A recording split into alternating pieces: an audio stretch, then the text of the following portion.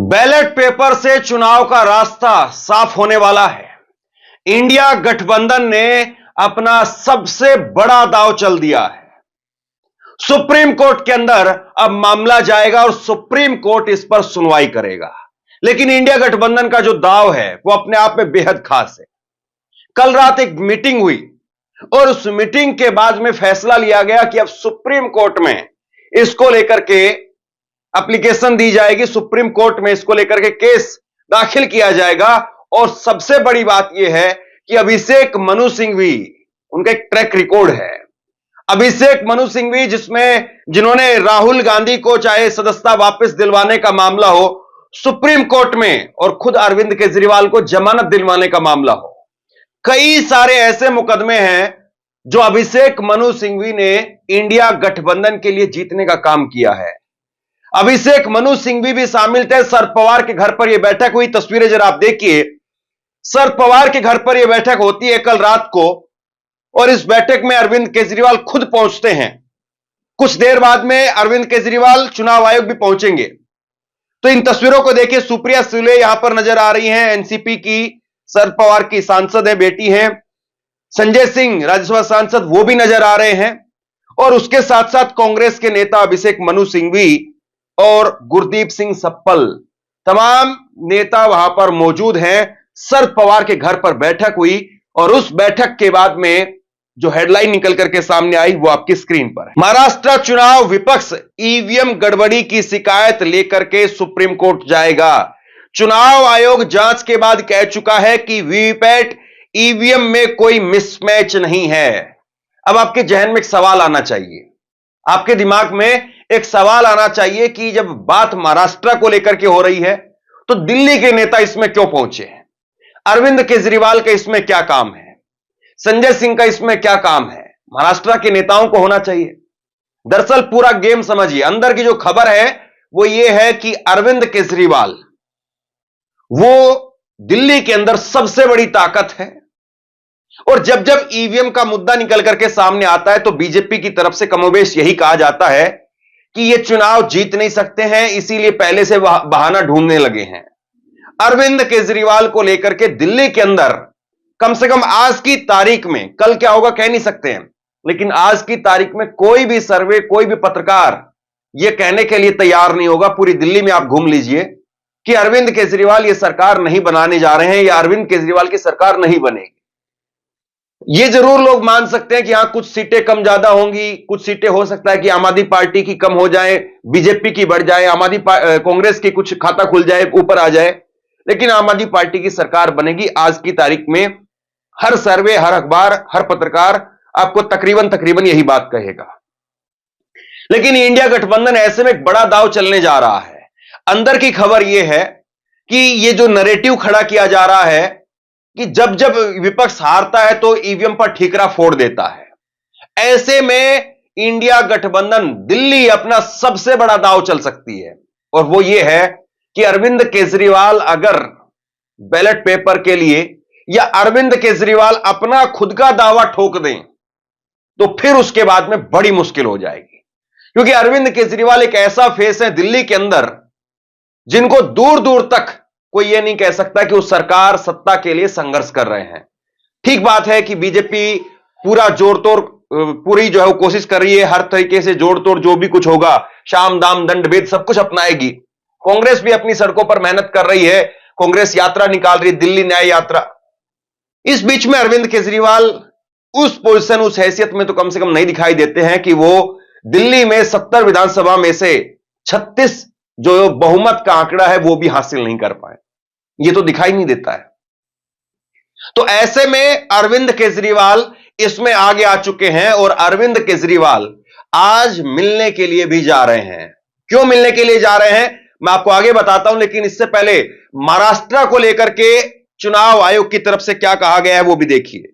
Election commission बोला महाराष्ट्र चुनाव में वीवीपैट ईवीएम में कोई मिसमैच नहीं है। चुनाव आयोग ने, इलेक्शन कमीशन मंगलवार को बताया कि महाराष्ट्र विधानसभा चुनाव में ईवीएम वोटों से वीवीपैट पर्चियों के मिलान में कोई गड़बड़ी नहीं मिली। आयोग ने जानकारी दी कि 23 नवंबर को काउंटिंग के दिन हर विधानसभा क्षेत्र के 4 बूथों के वीवीपैट पर्चियों की गिनती की है। इस गिनती में कोई गड़बड़ी नहीं पाई गई है। इस दौरान 288 विधानसभा क्षेत्रों की 1440 वीवीपैट यूनिटों की पर्चियों का मिलान किया गया था। मतलब कुल मिलाकर के यहां पर चुनाव आयोग ने एक तरीके से क्लीन चिट दे दी अपनी तरफ से। हालांकि प्रेस कॉन्फ्रेंस अभी तक नहीं हुई चुनाव आयोग की, पता नहीं क्यों नहीं हुई है। चुनाव आयोग की प्रेस कॉन्फ्रेंस होती है तो इसमें चुनाव आयोग जब वो क्लीन चिट दे रहा है, वो कह रहा है कि हर विधानसभा क्षेत्र के 4 बूथों की वीवीपैट पर्चियों की गिनती की गई है। इन गिनती में कोई गड़बड़ी नहीं है। 288 विधानसभा क्षेत्रों के 4-4 बूथों के हिसाब से 1440 वीवीपैट यूनिट की पर्चियों का मिलान किया गया। तो चुनाव आयोग एक तरीके से पूरा क्लीन चिट अपने आप से अपने आप को ही दे रहा है। मतलब चुनाव आयोग और ये जो पूरी प्रणाली है, मुझे लगता है कि देश में केवल इकलौती यही एक ऐसी प्रणाली है जो अपने आप को अपने आप से ही खुद क्लीन चिट देती है। ऐसा बाकी और जगह पर आपको दिखाई नहीं देता है। मतलब अगर कहीं पर ऐसा होता है कि किसी हाईकोर्ट का मामला है और हाईकोर्ट में अगर आपको लगता है कि हमें न्याय नहीं मिला तो आप उससे ऊपर सुप्रीम कोर्ट में जाते हैं, या डिस्ट्रिक्ट कोर्ट में न्याय नहीं मिलता है तो आप हाईकोर्ट में आते हैं। और अगर सुप्रीम कोर्ट में भी अगर आपको लगता है कि न्याय नहीं मिला तो 3 जजों की बेंच होती है तो आप 5 जजों की बेंच के लिए अप्लाई करते हैं। 5 जजों की बेंच होती तो आप 7 जजों की बेंच के लिए अप्लाई करते हैं। मतलब हर जगह पर एक सीनियर लेवल जो है वो हर जगह पर मौजूद है जहां पर बाकायदा इस बात को लेकर के क्रॉस चेक किया जा सकता है। लेकिन चुनाव आयोग इकलौता एक ऐसा संस्था है जो अपने आप से अपने आप को ही क्लीन चिट देता है कि नहीं साहब, हमने चेक कर लिया है, ये चेक हो गया है और इसमें कोई दिक्कत नहीं है। अब बताइए इसमें क्या कहा जाए। ये जो चुनाव आयोग की प्रक्रिया है, इस चुनाव आयोग की और सबसे बड़ी बात तो यह है ना कि जो पद पर बैठे हुए हैं चुनाव आयुक्त यानी राजीव कुमार साहब, तो राजीव कुमार साहब भी अब नरेंद्र मोदी ने अपना रास्ता साफ ही कर दिया है कि उस पद पर कोई निष्पक्ष आदमी बैठ जाए, यह भी अपने आप में सवालों के घेरे में है। क्योंकि राजीव कुमार चुनाव आयुक्त जो है या उसके बाद में जो भी होगा वो सीधे तौर पर दिखाई देता सरकार के रहमो करम पर है।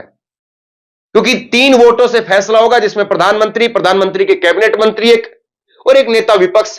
जब 2 वोट एक तरफ चले गए तो तीसरा वोट क्या करेगा? तीसरा वोट तो डालें ना डालें, हो चाहे ना हो, उससे क्या फर्क पड़ता है। तो सीधे तौर पर जो है वो आप ये कह सकते हैं कि चुनाव आयुक्त की जो नियुक्ति है वो भी सवालों के घेरे में है। चुनाव आयोग के द्वारा जो पूरी प्रक्रिया की जा रही है चुनाव की, जिसमें वोट बनाने से लेकर के, वोट काटने से लेकर के और वोट डलवाने और वोट गिनवाने, ये जो पूरी प्रक्रिया है वो अपने आप में सवालों के घेरे में है। अरविंद केजरीवाल जा रहे हैं दिल्ली। दिल्ली के अंदर अरविंद केजरीवाल चुनाव आयुक्त से मिलने के लिए जा रहे हैं। और क्यों जा रहे हैं मैं आपको दिखाता हूं। ये कुछ देर पहले संजय सिंह, आम आदमी पार्टी के राज्यसभा सांसद, उन्होंने ट्वीट करके कहा है कि बीजेपी के चुनावी घोटालों को लेकर के आज इलेक्शन कमीशन से मिलेंगे अरविंद केजरीवाल। भारतीय जनता पार्टी लोगों में, दिल्ली के लोगों में वोट कटवाने के लिए चुनाव आयोग में एप्लीकेशन दे रहा है, लेकिन हम इसे ऐसा होने नहीं देंगे। ये 12:45 पर आज 11 दिसंबर को इनकी तरफ से ट्वीट किया गया है।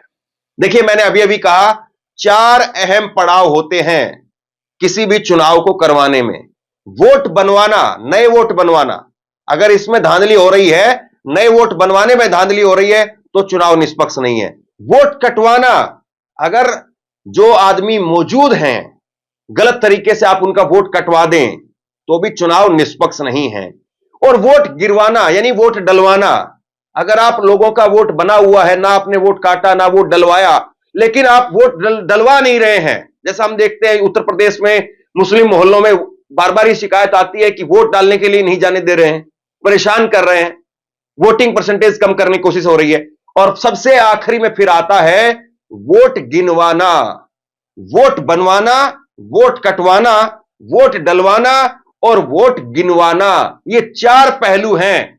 अगर ये चारों पहलू निष्पक्ष नहीं है तो चुनाव निष्पक्ष नहीं हो सकता है, चाहे आप ईवीएम से करिए चाहे बैलेट पेपर से करिए।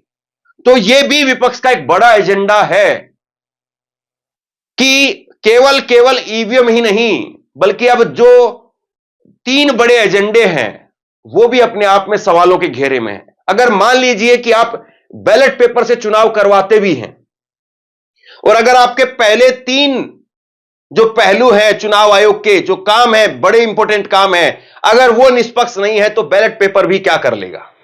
बैलेट पेपर तो एक बक्सा है ना, बक्से के अंदर आप जो डालेंगे वो निकल जाएगा। लेकिन अगर बक्से में डालने में ही उससे पहले ही हेराफेरी हो चुकी है तो क्या होगा। उदाहरण के लिए समझिए, ये बक्से का काम होता है वोट गिनने का, जिससे वीवीपैट होती है। लेकिन अगर वोट गलत बनवा दिए गए हैं, मान लीजिए उत्तर प्रदेश के 20,000 लोगों का वोट मैं अपनी विधानसभा के अंदर बनवा लूं और मैं चुनाव जीत जाऊंगा उससे। 20,000 लोग हर जगह पर, 20,000 वोट हर जगह पर निर्णायक होते हैं। या मैं 20,000 वोट कटवा दूं तो भी मैं चुनाव जीत जाऊंगा, या फिर मैं 20,000 लोगों के, 15,000 लोगों के वोट डालने ही ना दूं तो भी मैं चुनाव जीत जाऊंगा। अब आता है ईवीएम और बैलेट पेपर का नंबर, ये चौथे नंबर पर। ये 3 अगर पहले सही नहीं हुए तो ईवीएम और बैलेट पेपर भी कुछ नहीं कर पाएगा। तो यही इस वक्त में विपक्ष का सबसे बड़ा जो है वो आरोप है। और अरविंद केजरीवाल ने कुछ दिन पहले प्रेस कॉन्फ्रेंस भी की थी। उन्होंने प्रेस कॉन्फ्रेंस करके कहा था कि बीजेपी 11-11 हजार लोगों के वोट काट रही है। और बाकायदा इसको लेकर के सादरा का उदाहरण उन्होंने सामने रखा कि सादरा विधानसभा के अंदर, जहां पर बीजेपी, आम आदमी पार्टी 2020 का जो विधानसभा चुनाव था वहां पर 5,000 वोटों से जीती थी, वहां पर अब की बार 11,000 वोट काट दिए गए हैं। और जिसको लेकर के उन्होंने एक सैंपल भी सामने रखा था। 500 लोग उन्होंने सेलेक्ट किए, 500 लोगों में से 478 लोगों के वोट गलत तरीके से काट दिए गए। तो जो 4 पहलू हैं, अब गाड़ी में अगर 3 पहिया आप निकाल दें या 3 पहियों में आप पंचर कर दें तो एक पहिया चाहे कितना ही मजबूत हो, कोई भी कंपनी का डाल लीजिए, आप लोहे का बना दीजिए, गाड़ी नहीं चल सकती है। गाड़ी चलेगी तो 4 पहियों पर चलेगी, और 4 पहिए अगर मजबूत नहीं है तो खेल खत्म। तो इसलिए चुनाव आयोग, उसकी जो जवाबदेही है और चुनाव आयोग से जो सवाल जवाब हैं वो इन चारों पहियों को लेकर के होना चाहिए कि जो 4 पहलू हैं, वोट डलवाना, वोट बनवाना, वोट कटवाना और उसके साथ में वोट डलवाना और वोट गिनवाना, अगर ये चारों काम ठीक तरीके से नहीं हो रहे हैं तो फिर आप उम्मीद मत मान करके चलिए। तो बहरहाल विपक्ष ने कमर कस ली है ऐसा लग रहा है। अब देखना यह है कि ये बाजी कहां तक जाती है, ये बात कहां तक जाती है। बहरहाल आप लोग क्या सोचते हैं नीचे कमेंट बॉक्स में लिख करके जरूर बताइए। इस वीडियो को शेयर कीजिए और इसी तरह की तमाम खबरों के लिए ऑनलाइन न्यूज इंडिया को सब्सक्राइब कीजिए। आपका बहुत बहुत धन्यवाद।